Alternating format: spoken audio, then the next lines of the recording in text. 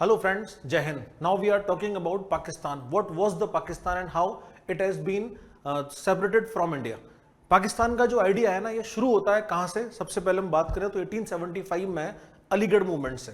Sir Syed Ahmed Khan started the Aligarh movement for the prosperity of Muslims and to advancement of Muslims and their upliftment of their education and economic development.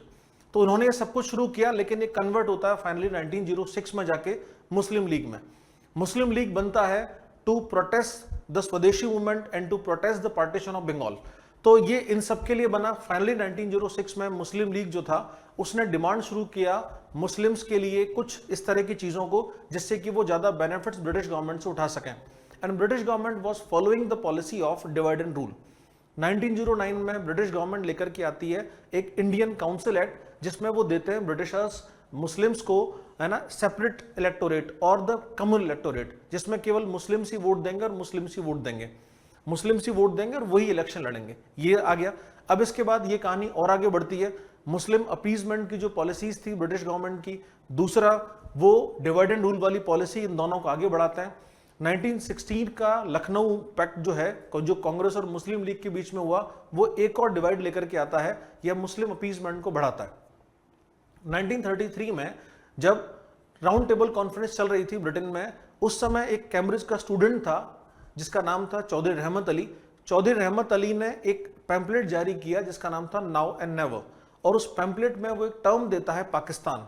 Pakistan was a demand of separate nation for the Muslims, PAKISTAN.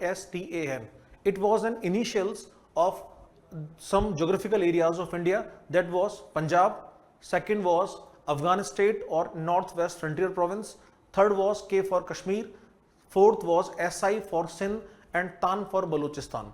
तो Punjab, Afghanistan, Sindh, Kashmir and Balochistan, these were the 5 territories which were demanding for the Muslims. अब इसके बाद फिर मुस्लिम league जो है वो लगातार अपना जो है ना पॉलिटिकल स्टेटस या पॉलिटिकल ग्राउंड खोज रही थी, लेकिन वो उसको नहीं मिल रहा था। 1937 के इलेक्शंस में मुस्लिम लीग हारती है, वो उतना अच्छा अचीव नहीं कर पाती है, किसी भी प्रोविंस में मुस्लिम लीग की गवर्नमेंट नहीं बनती। तो मुस्लिम लीग जो है वो एक नए एजेंडा के तहत इस डिमांड ऑफ पाकिस्तान को उठाना शुरू करती है।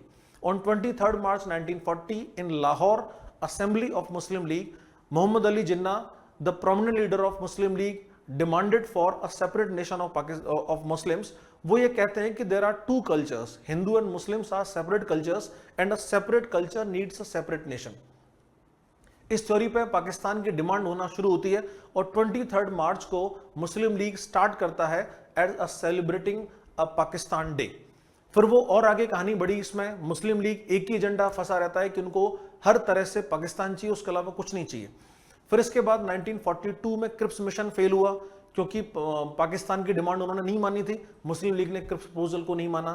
फिर इसके बाद जब वर्ल्ड वॉर खत्म हुआ, इसके बाद शिमला कॉन्फ्रेंस जब हुई, जिसमें लॉर्ड वेविल ने इंडिया के सभी लीडर्स को बुलाया था और इंडिया की एग्जीक्यूटिव काउंसिल में, वायसरॉय की एग्जीक्यूटिव काउंसिल में मेंबर्स को अपॉइंट करना था, उसमें भी मुस्लिम लीग नहीं मानी।